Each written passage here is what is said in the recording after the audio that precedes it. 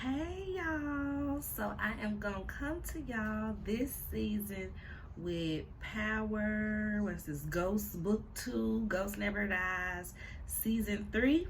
So I've been watching Power since, Season 3 of regular Power?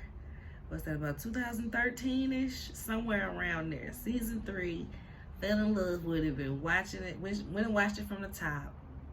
I'm one of them people that watch as soon as it drop in the app. Well, we used to.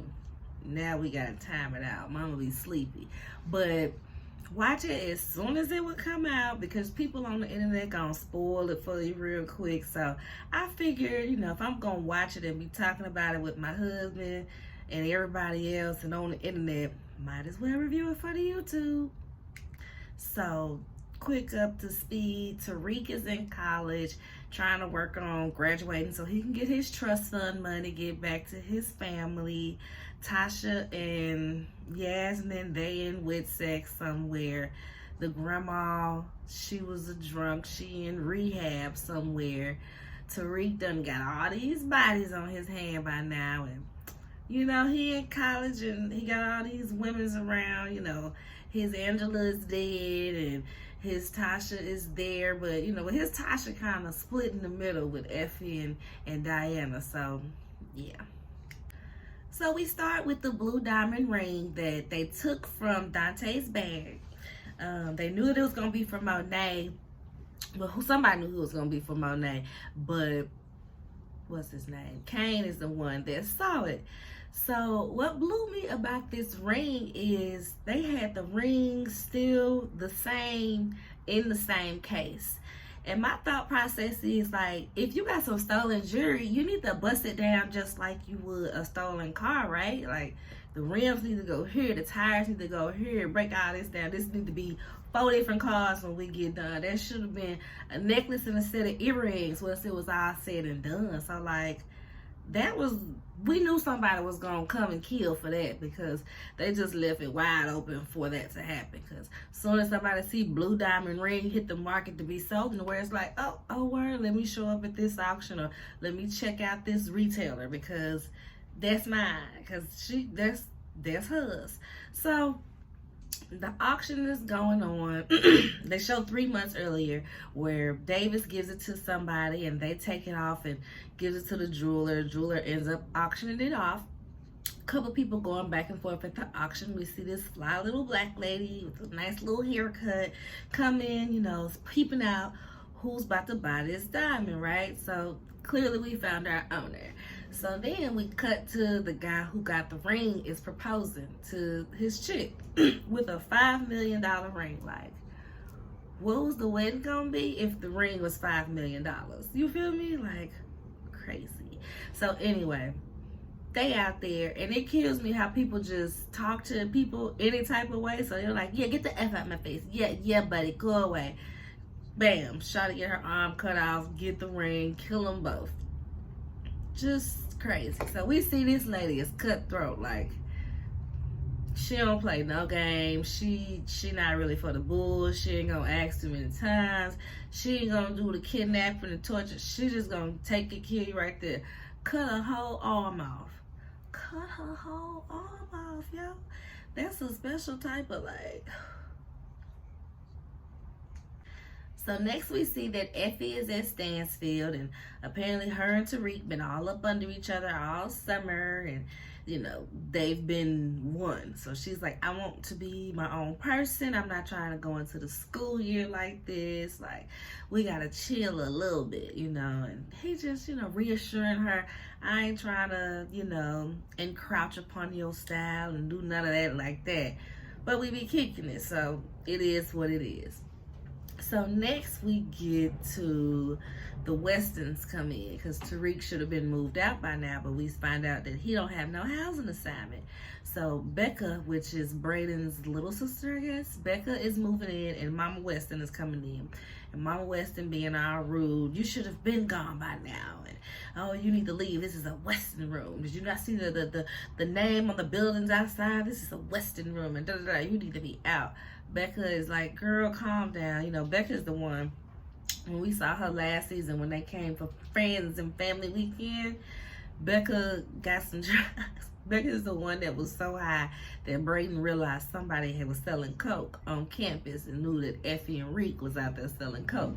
So Becca ain't trying to hear the mama. Becca, out on the wild with Brayden Weston, which rich kids usually are, just, want to buck the system just because. So next we see Brayden is at Weston Holdings. He's starting his first day of work because, when you're a Weston, when you're a white guy with money in any town and you admit to, selling drugs or creating a drug industry, you only get kicked out of school and then you just go get to work for daddy's, good firm. So Brayden gets to work, his dad's the uptight one. His brother is, I'll do coke in the boardroom, but I'm still gonna do what daddy say one. And then we meet Uncle Luke. Is it Luke or Lucas? Uncle Lucas. And Uncle Luke, you can see he's the free spirit, as I'll say. He's the free spirit. He's what Brayden will likely grow up to be if he sticks to the company business. So he's the one that's gonna take Brayden on and guide him up through. So they get in the office and he tells him, he's like, between me and you, course correct was a incredible idea, something like that. He's like, you just should have never admitted to it. He's like, I had no choice. You're a Western. You always have a choice. Which is like, yeah, but no, not in that case. Yeah, but no. So he introduces Brayden to Kiki. He's like, Kiki will show you the ropes. Kiki is cute little black girl, walks in. Hey, what's good? So next we hop on over to Mean Monet. Don't give her a reason to be mad, because my God, will you really get it? Because she's just going to be mad forever. Mad is her personality, and I don't think we've ever seen Monet smile, right? I really don't think so. So we get over there to Monet. Davis comes to fine old Method Man. Just fine for no reason, right? He come over there to tell her they got the penthouse. Dante left it to Zeke. Since Zeke dead, he ain't left no will. You the mama, you get the penthouse. She said, well, what about the money and the cars and all that other stuff? Well, girl, that's drug money and stuff that's bought with drug money. The penthouse he had outright is yours. Gosh dang on, Lorenzo. I'm not standing in the man's house, Monet. I'm not standing in the man's house. She give it to the boys. Go ahead, get y'all a little freedom. Go on, be grown. They excited in the mug. Which, yeah, them some grown boys. Let's see. Diana is the baby. When nobody in high school knowing why we've been watching. So Diana gotta at least be maybe 19, 20. I say she in that range because it's been at least a year, right? So Diana gotta be at least 20. That means they gotta be like 25, because Zeke was 25, right? Or 23. So these folks 20, 22 and under never left their mama house. So she give them her house. All right, they excited. They finna go wild, of course. Then Diana's trying to bring her some food and be out comforted, which is like, girl, what you thought she was gonna do? You've been on her spit list for quite some time. With good reason. You've given her good reason to be at your neck, but you ain't been on that spit list for forever, so leave her alone. She be mean to her. Diana get mad, go breaking dishes all in the sink. Poppy go up, give her a golden ticket to Stansville, because everybody's getting the golden tickets to Stansville these days. Just put everybody, put all the little drug kids, put them all in the same class, matter of fact. We'll get there. So he tells her, Lorenzo Sr. tells her, Poppy tells Diana that, yeah, girl, I see you want to go to Stansville. I put you in this other school just because I thought that's where you wanted to go, probably listening to Monet, because she ain't want her over there with Tariq. But, I see what you want, and you're daddy's favorite. You always got my back. You got me out of jail. So the least I can do is send you to the school that you want to go to. Thanks, Poppy. Thanks. This is about the most helpful you've been. So he's like, room and board, tuition, taken care of. That mess is expensive. but you're gonna have to hustle for the rest. Oh, that is music to Diana's ears. She get to go to school, and she got permission to slang, and she already got Effie teaching her the ropes, teaching her how to scam. She already know how to move the bricks. She stole Tariq bricks. She got a little street smarts on her, watching everybody be stupid around her. So Diana is like so excited. She's about to be in her element and run this. So speaking of room and board, Tariq ain't got none. Next we see Tariq roll up on the Dean and Tate, which is Lorenz Tate, which is Rashad Tate on the show. He pull up on them while they at a restaurant having lunch, and he's like, yo, I need housing, da da da da. Dean is like, book a meeting and we'll talk about it. Tate's like, oh no, I can help. Let's hear it. What's going on, young brother? Tariq tells him what's happening. Tate pulls the black man card, like, oh, you gonna do that to this young brother, even though he hasn't been convicted guilty or anything? You gonna let the public outcry, the students being afraid? Oh, the students are afraid of you being around since you're a killer drug dealer. Like, I mean, yeah. It's me, I'm students. Don't be letting this thug on campus. What's wrong with you? His daddy was a thug. See what happened with... I'm playing, y'all. I'm playing. So, Tate pulls the black man card, makes the Dean, I'll find something. I'll figure something out. But, of course, that don't come free. So, Tariq is like, what I owe you? What's going on? You don't do nothing for fun. You don't do nothing for free. He's like, yeah, well, this race that I'm in is a little tighter than I thought. And, I can use your expertise, I might can use your expertise. So stay on call. So remember, Tariq got the picture of, I don't remember his name. Was it Sweeney? I think it was Sweeney. Whoever the other councilman is, or senator, or whatever, governor, or whatever, that the Westons knew. Because when he was at the Westons, he saw the book with them in blackface at one of their little crazy white boy fraternity parties, Weston Daddy and Sweeney. So he pulled out that picture, exposed them. All right, now I can go and take your job. He gonna probably need Tariq to do the same for somebody else. So now we get to the boys in the penthouse. Of course, Drew. Why I call him Drew? Of course, Drew trying to be booed up. He got Everett coming in, which is the dumbest thing ever. Like, one, somebody died here. Drugs was sold here, will be sold here. Illegal things that he should not be seeing will be happening here. You need to bring this boy here in the broad daytime. You bringing him here at night, knowing what type of time your brother be on. Like,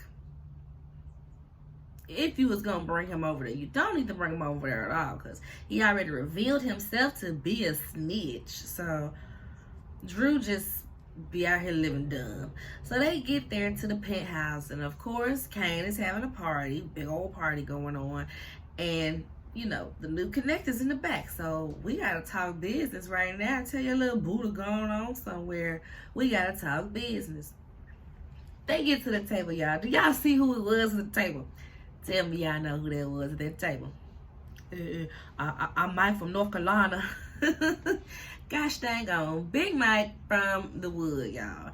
So that cracked me up, seeing him all grown and full beard and all that. Like, okay, Big Mike from the Wood, look at you out here.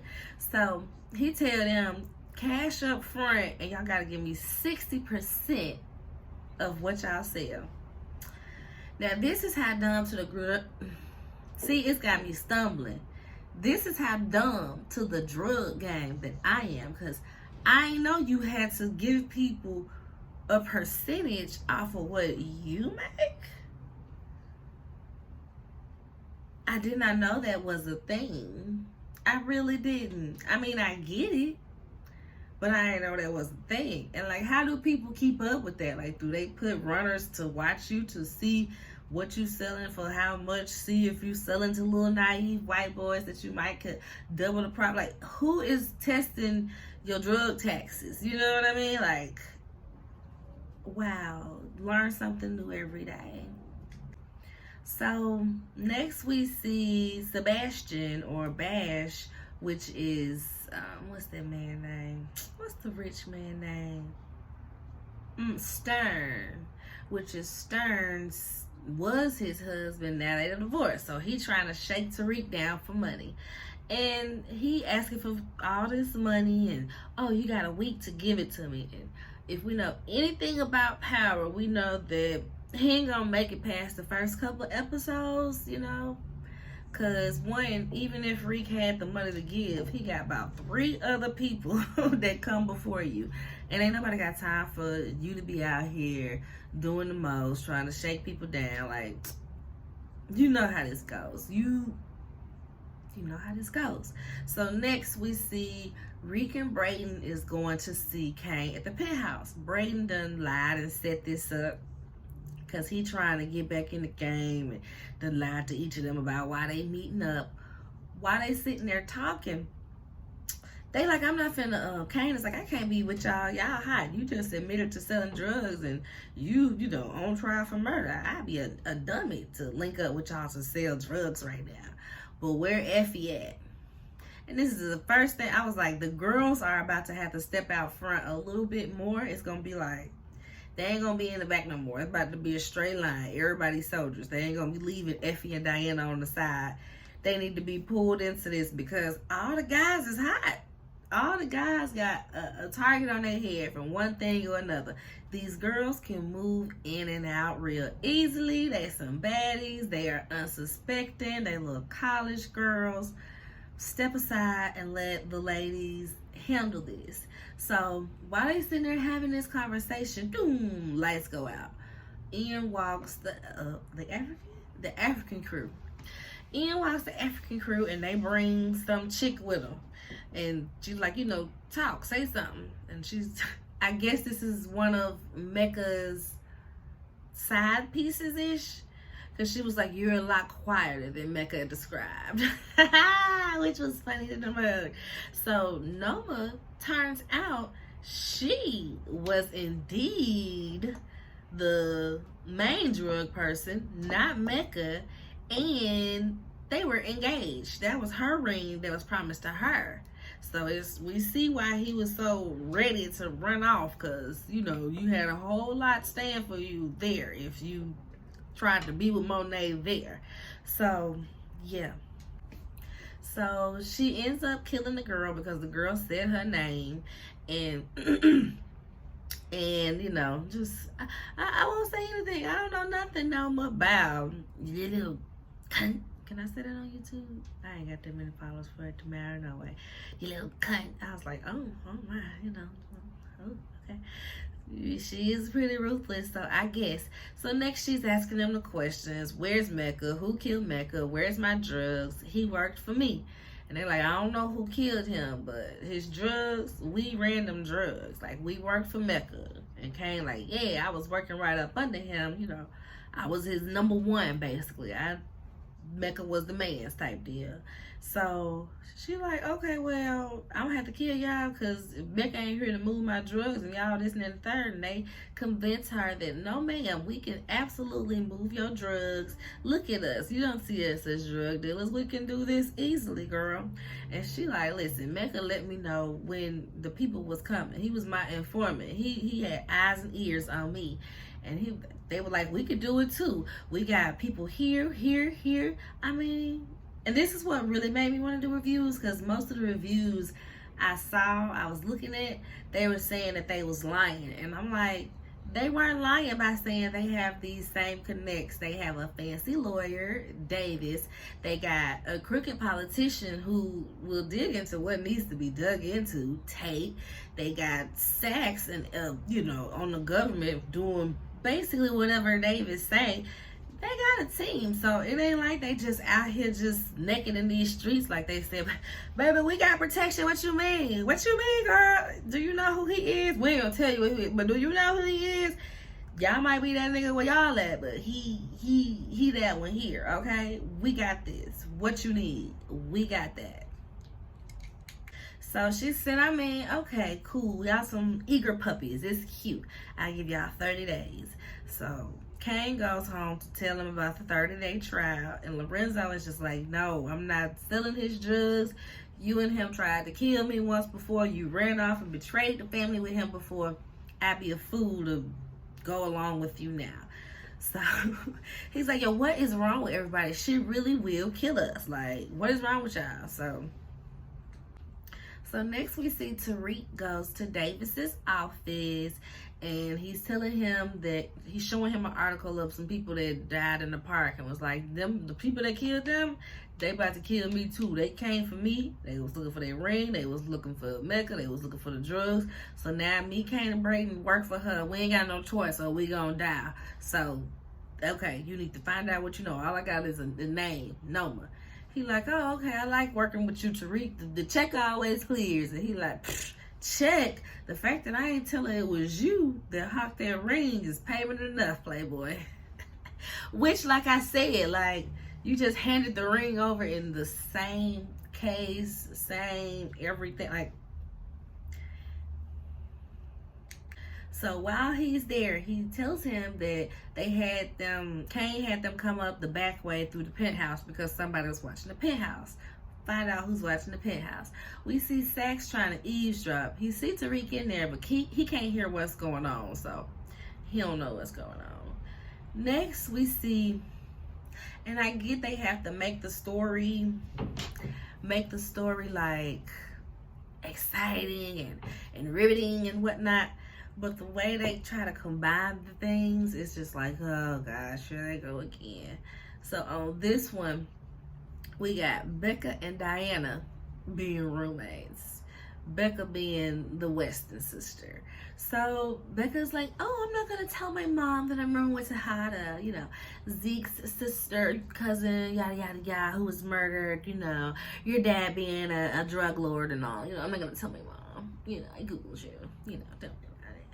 And Diana's like, oh, okay. Well, I won't tell my mom that I'm rooming with a drug lord's sister. You know, you're Brayden's sister, right? Didn't he just testify? Didn't he just admit to it?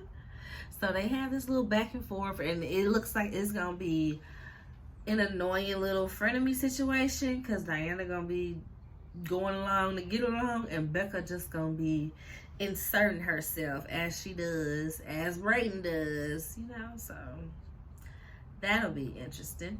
So next we see all of them in the same classroom. It ain't canonical studies. It ain't canonical studies though, because that wouldn't make sense since that's a class you gotta apply for, and you know the teachers are all dead and whatnot, and you know. But it's in the same room. It's in the same room. It's got pretty much the same people, but now we're gonna put Diana in there. We're gonna put Effie in there, and what's that? Monica from Girlfriends. Ain't that her name? Williams' ex. She's the teacher. Beautiful. Love to see it. Love to see it. So it's a psychology class now. It's not canonical studies. Like I said, it's in the class and it's got most of the same people. But it's not canonical studies, y'all. So non-canonical studies class, and they having the same type of riveting, thought-provoking conversations that's going to tie into the episode about greed and money and guilt and, you know, is it ever okay to kill, and all of these conversations that's gonna make Tariq look within and have all of these flashbacks of the messed up things he's done. Can't wait to see it. So Effie and Diana was in this class, of course, and what cracked me up about this scene, he went straight to Diana, like, oh, Effie, you said you want your space or whatever. Well, cool. Perfect. My other girlfriend right there. I'll go sit with her. Goes to sit with Diana. You go here now? Does Monet know? You know Monet know.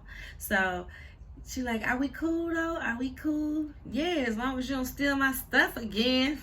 And that cracked me up because why all Tariq women hit him up for the drugs? That kind of soft spot for that boy. He be getting caught up when it comes to these women. Be getting caught up knowing that these girls are smarter than you. See what I'm saying?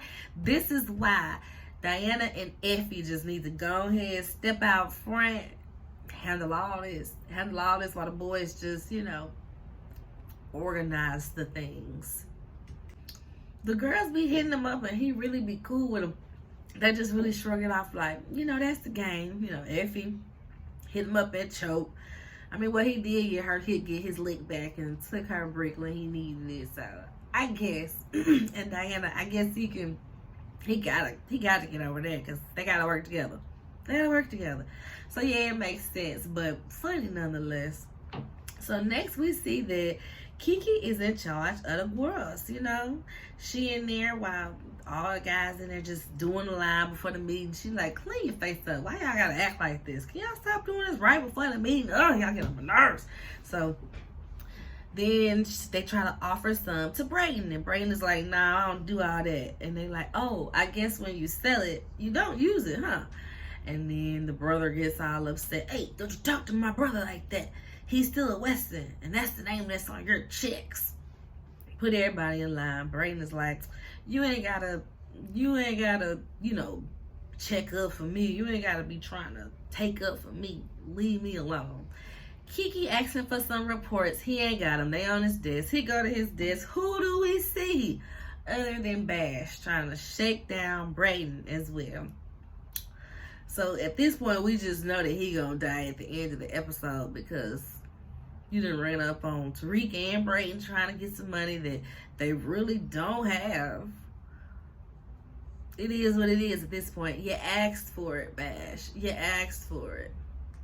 Next we see Kane pull up on Effie and was like, yo, I'm trying to sell these drugs and I asked Tariq about you, but he ain't trying to, you know, let you in. He cutting you out. That's how you and your man doing?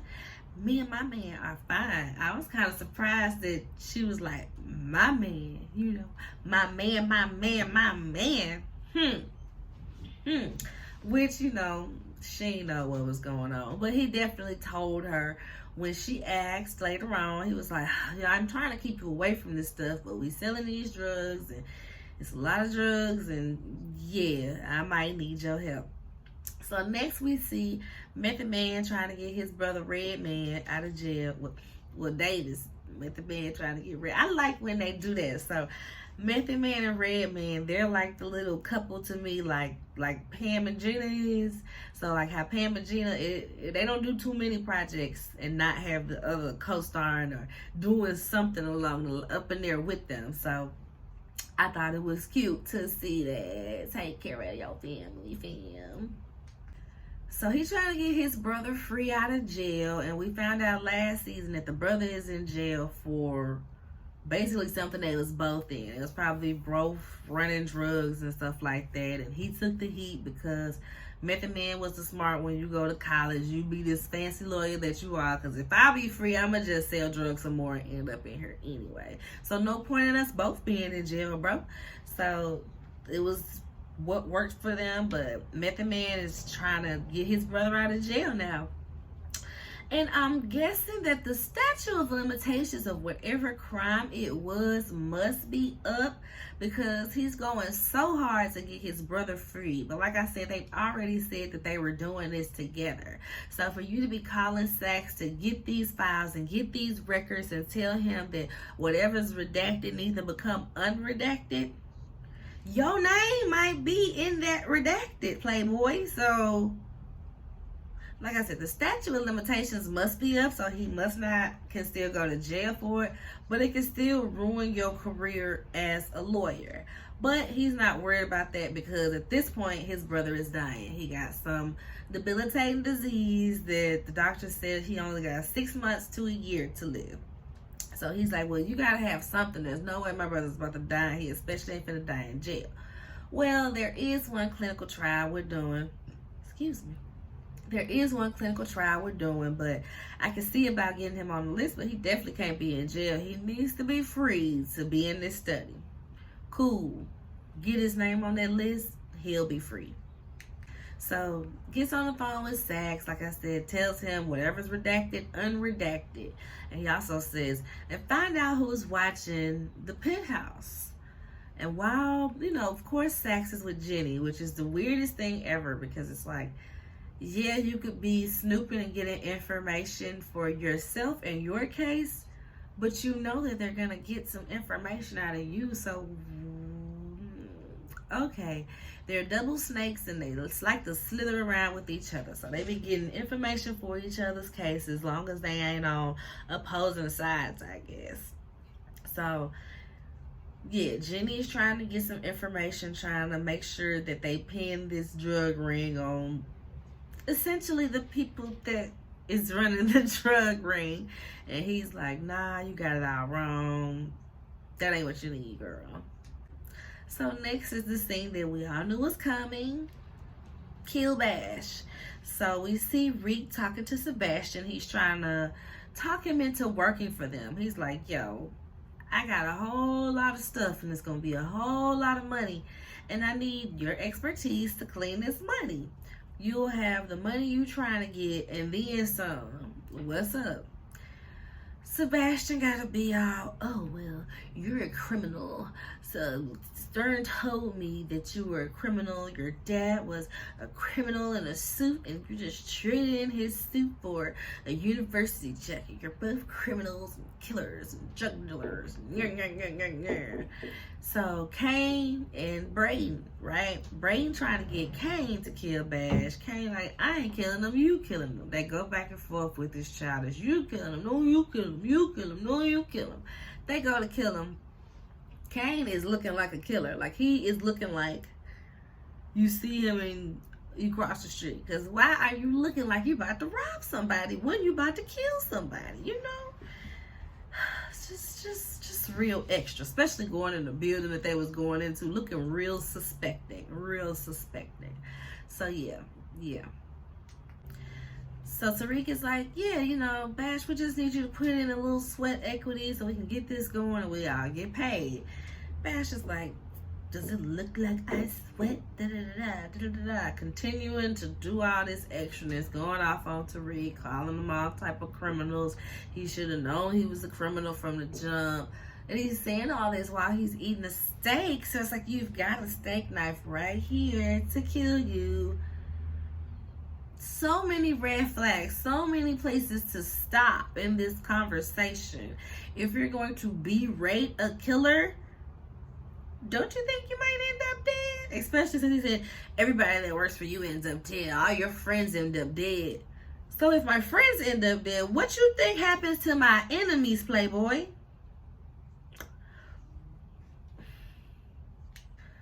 Stab, stab, stab. In walks Brayden and Kane. Oh, look, neither one of them has to kill him. Neither one of us had to kill him. He already did it. Let's clean this up. Anybody looking for him? Nah, he stole money from Stern. They think he done skipped county. He skipped the country. He ain't nobody looking for him, and they dang sure ain't looking for him here. We all out free. So next we see Jenny and Blanca team up. They have this whole long conversation, exchanging information. Oh, I knew that Tariq was at the penthouse the day of Dante's murder while he was getting murdered. Why don't we know that? Well, we don't want to spook him. We want to keep it on the low. I'm trying to do this. Well, can you help me do a RICO case on this? Well, yeah, that might mean this. So they team up. She's like, oh, Jenny is like, oh, I have a CI. I got an informant in their organization. And for some reason, this is another thing about the reviews. I be wondering, do people be watching the same show that I be watching? They must be like getting up to go get popcorn or warm up their food or something when they be watching it. Because more than one reviewer was saying they felt like Effie was the informant. And I'm like, in what world, would Effie be anybody's informant? Let's start there. Especially a white woman, especially in a case where she's guilty too. Like, if everybody else snitch or reveal their hand, Effie is the one that's 10 toes down gonna stay solid. So I'm trying to figure out what show y'all watching where y'all thought that Effie was the informant. Especially to come out of this episode saying it. Because in this episode, she literally says to Saxe, you're my informant. Get me information. So I was very confused about that. That was another thing where I'm like, maybe I should give my opinions. Because some of y'all's is a little off. Some of y'all's is a little off. So next we see Tate is at the memorial with some hoochie mama. Like, what are you wearing, girl? So out of her to wear that club dress in the daytime at a school event at a memorial for a dead student basketball player. Like, so we see what type of time he on. Talking about he trying to look for a wife. He trying to look for a wife, y'all. So they see Harper Bennett, which is the psychology teacher. That's non-canonical studies class. And of course, you know, they had a thing. I guess maybe they went to college. She's like, I thought you worked at Howard. Yeah, I was. But, you know, the bag was bigger, essentially, is what she said in a cutesy way. But Stansfield gave, you know, a big bag. So I came on out here with these white people. And, you know, let's see what happens. So, yeah. Next we in the class, and her creepy TA, he's so creepy. He looks like he's about 30, and he keeps hitting on Diana, and it's just so weird. She's sitting there. She put together the memorial for her, you know, cousin. He's like, oh, people usually cry at the end of these things. And she's like, what? And the white girl is like, you're being an ass. That was her cousin brother. And he's like, oh, my bad. But why would you make fun of somebody crying at a memorial? Crying at a okay. All right, so anyway, Diana makes the little white girl scoot over, lets him sit down. He got some corny little lines, blah, blah, blah. Up comes to sing at the memorial is Lil Mo. And this cracked me up because I feel like this is when they let the power universe and the real universe collide. Because I feel like if Mary J. Blige was grieving somebody, that her and Lil Mo are close enough that she would really call Lil Mo in to sing or something. But this not Mary J. Blige. This Monet. So that made me giggle just a tad bit. So they give Monet Zeke's jersey, and then we hear this noise, and we see that they done hung Zeke's jersey up in the Raptor. So I guess they're retiring his number. That's what that means, right? So Monet can't take it. She breaks down. She runs out. Now it is Tariq's time to shine. He gets up there and gives a great little St. Patrick's speech, y'all. It's just all, this is what's going on, and yada, yada, yada. And Zeke was a good friend, and da-da-da. And somebody's like, but you're a killer too. See what I mean? See how we don't get a chance out here? You need to give us a chance. Great little St. Patrick's speech. Effie starts to slow clap for him. He dips on out, sees Monet crying, goes to comfort her. She's basically like, you the only one I can trust because you was with me. So I know you ain't do nothing. Okay, cool. Lorenzo see them talking, getting spooked. Tariq promised her if he finds something out, he gonna tell her first.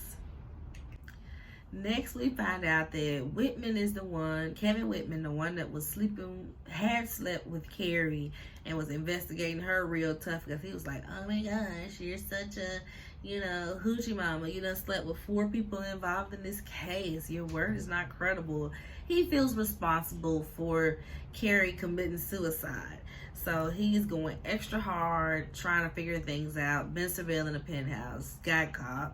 Jenny, you know, puts him in his place, sends him on his way. Next, we see them, the Africans, take the kids to the warehouse. And it's a warehouse full of drugs, y'all. A lot of them. So they like, how we gonna move this way? We gotta bring in the Sahadas now. Ain't no question about it.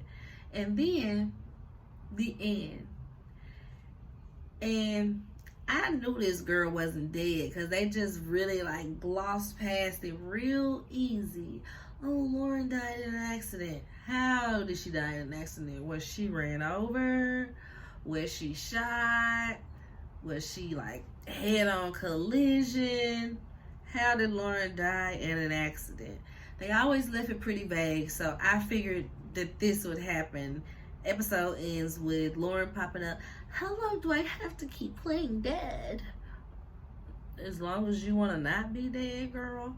So, yeah. That's how the episode ends, y'all. I do the other one in a couple days or so. We'll see. All right, bye.